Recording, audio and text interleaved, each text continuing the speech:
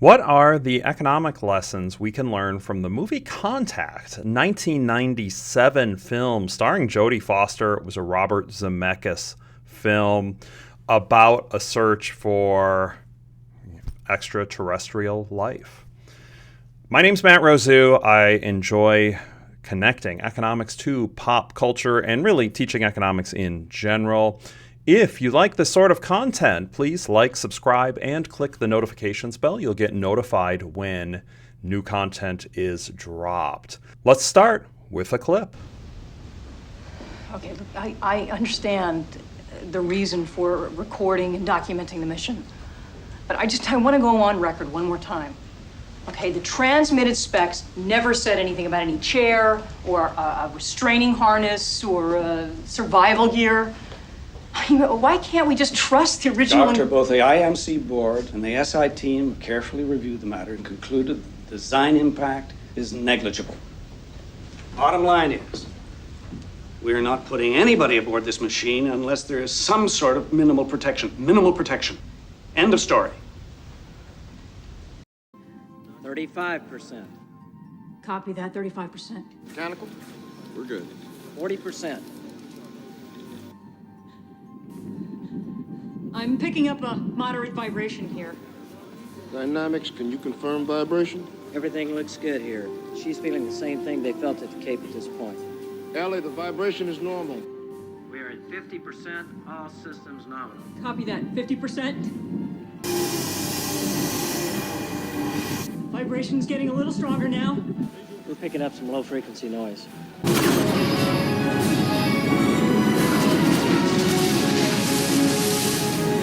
We have auxiliary booster ignition.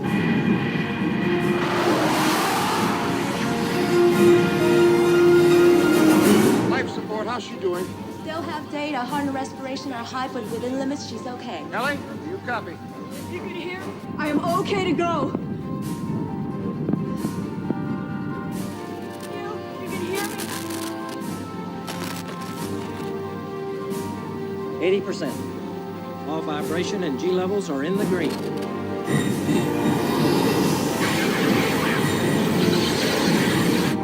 Control, if you're reading me, I am okay to go. Okay to go. 85%. All bearing temps are on the profile. 90%. We're detecting some structural instability. Confirmed. Is she whole? We're within limits. Barely. I'm okay to go. I'm okay to go.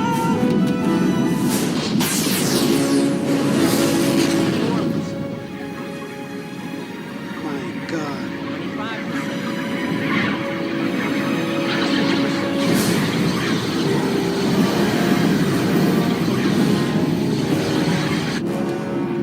Okay to go. I'm okay.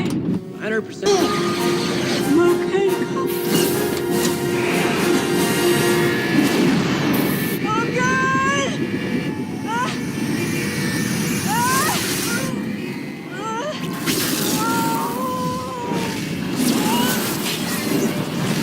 Ellie to control! Ellie to control! Do you read me?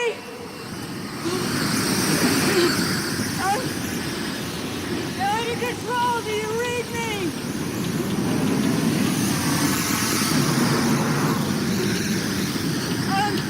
I'm gonna try and keep recording.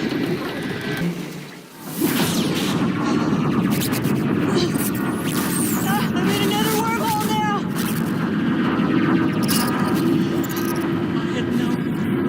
A series of them. They're alive. It's like some kind of a transit system. There's some way. Oh, no.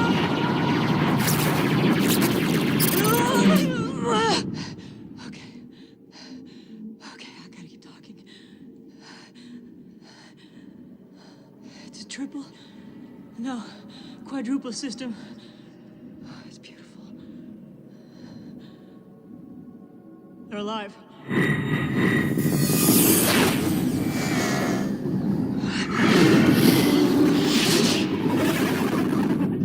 Another wormhole! This was much more violent!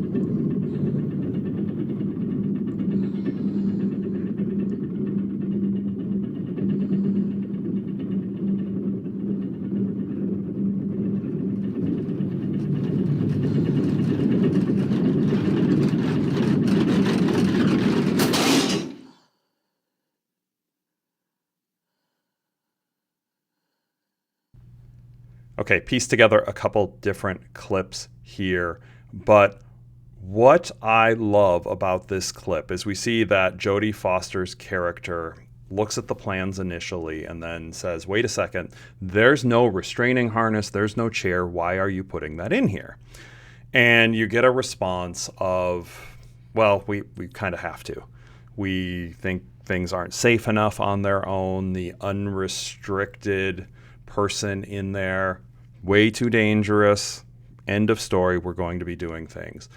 When we see the pod in action, we notice how the restraint really was causing a lot of the pain and problems for Jodie Foster's character in there. And once that was gone, things worked much more smoothly.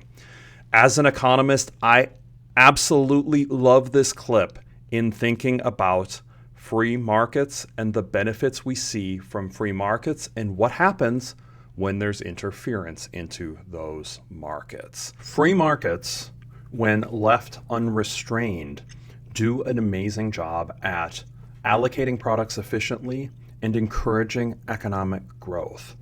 And the economic growth part, to me, is so amazing and so powerful.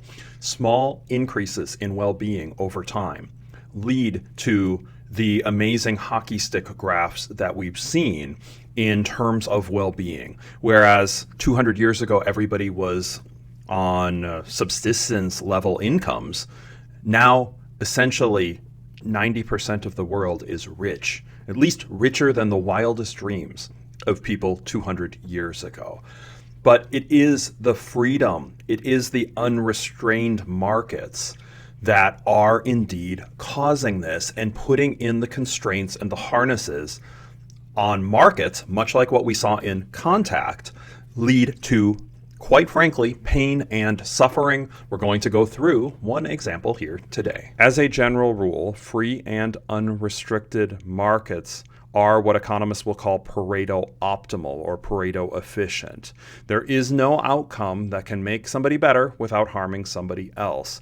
But even more than that, they often maximize the surplus to consumers and producers, which we would call total surplus. And when we talk about this surplus, what we're thinking about is consumers are willing to pay a lot more for products, but they get it for cheaper, and producers are willing to accept less for products, but they actually make a little bit more money for them. And free and unrestricted markets do a very nice job of maximizing the surplus. What happens when restrictions are put in? Now, we see here the restriction is the chair, it's the harness, and it causes problems. Well, there are a couple key restrictions that are incredibly popular among at least some politicians that do very little other than cause pain and anguish once they're put into place. The first one is the idea of rent control. As a challenge, I have asked a lot of people this, a place that has had rent control policies for a significant amount of time, that it has ever worked out. And the economics behind this is quite clear for why that would happen. So demand and supply creates what we call an equilibrium. There is an intersection where the quantity that's supplied will meet the quantity that's demanded, and there will be a price. Sometimes that price will be higher than what politicians and, quite frankly, even a lot of the general public will like. And we see that sometimes with rent prices. With rent prices, then, what happens if you put in rent control? Well, rent control causes some major problems. Looking at a simplistic, basic version of the analysis, rent control, if you looked at what we call a static model, so a snapshot in time, the price that could be charged is lower, which means the quantity that would be supplied is going to be lower, but more people would like to live in places for that lower price, so there will be a shortage of available housing. That's the static model. Now, in reality, it's actually more complex and actually worse than what we see in the static model. In the short term, there's a certain amount of housing that's available. So if you do indeed put in rent control, maybe for the first short moment in time, perhaps you'd be okay because the amount of buildings that are available is set. But what happens if there are maximums that could be charged that are below what producers really need to provide the housing. A couple of things. One, fewer producers will build new housing, and that will exacerbate the problem because a cut in supply raises prices, and rent control will cause future decreases in supply. The supply curve will shift, and that would increase the price. So you've started with a problem of high rent prices, or at least a perceived problem, and you think, what can we do about it? Let's have a government regulation to interfere in the market. And what does it do? It makes the market worse. It makes the problem worse. There are other side effects as well. For the housing that is available, often it won't be worth it for the contractors to do good upkeep, to put in kind of maybe what they would do otherwise to keep the place looking fantastic, because they're not getting the return on the investment anymore. And so what would you end up with? You'd end up with less housing and less attractive housing, all for a higher price. And that is why when you see places like New York and the Bay Area and places that have tried to put rent control in, it hasn't controlled rents, and rents are worse than ever.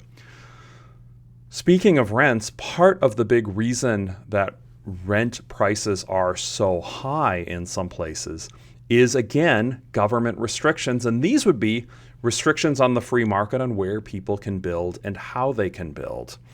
I know in California especially, there are a lot of zoning restrictions that prevent new housing from being built.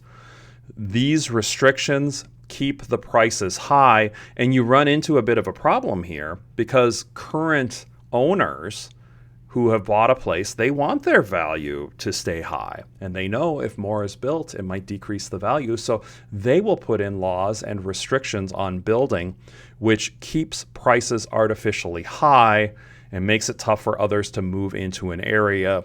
And then, of course, you look, what can we do about it? The rent control comes up. So you've got a problem that's being caused by some interference into the market and restrictions on building. And then it is attempted to be fixed by other restrictions on the market. And what happens? You see insanely high rent prices. Hope you enjoyed this video. Contacts, boy, it's almost 30 years old as a movie. But the analogy between putting in the harness and the restraint that we see within Contact and putting in restrictions on a free market, to me, I love that connection there. And I hope you enjoyed it too. Hope you learned a little bit as well. This is part of a series, so please like and subscribe. Economic Lessons from Movies. We'll be dropping some videos weekly, and I look forward to seeing you in the next video.